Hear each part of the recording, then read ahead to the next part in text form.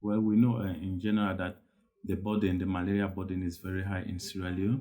And as for us as a program, the expanded program immunization, we are giving vaccines to children because we want to reduce the child morbidity and mortality.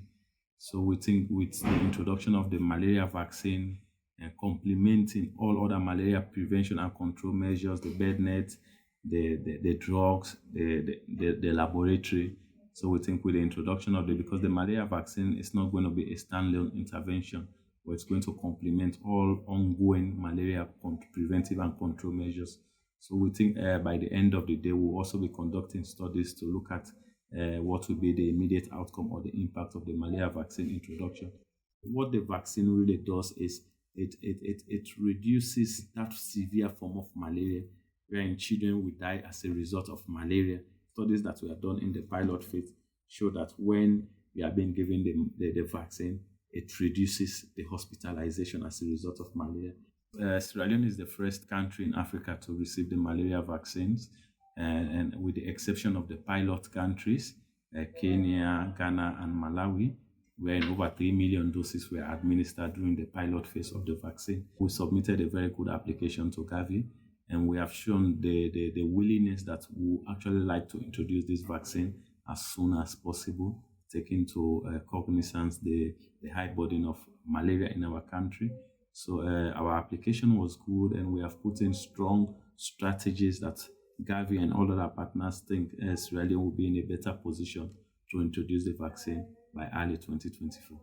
And we are ready to do the distribution to the district, and then we'll provide all the needed support to the district to do the last mile distribution. So we are certain distribution is not going to be our challenge, and our hope is we will ensure we deliver the vaccines to each and every child within Sierra Leone. So this is just going to complement all other interventions, and this is going to be a game changer wherein we really see a drastic reduction in severe malaria hospitalization, reducing mortality. It's a 4-dose vaccine that will be given at 6 months, and then they will receive it at 7 months, at 8 months, and then the last dose will be given at 18 months.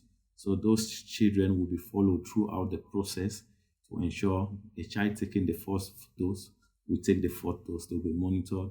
We are even working on setting up a data system, a database that will capture and reach these children, even give them reminders on when to take the next dose. We have ensured that the community, people have taken ownership of our vaccination processes. So that's why when we are doing vaccination, we do a lot of community engagement and sensitization. And our plan is to actually use the malaria vaccines to strengthen our routine immunization, because we know the demand for the malaria vaccine is going to be very high. So we are going to use the malaria vaccine to strengthen all our routine immunization. We are very, very positive, and we are sure that this is going to be a game changer.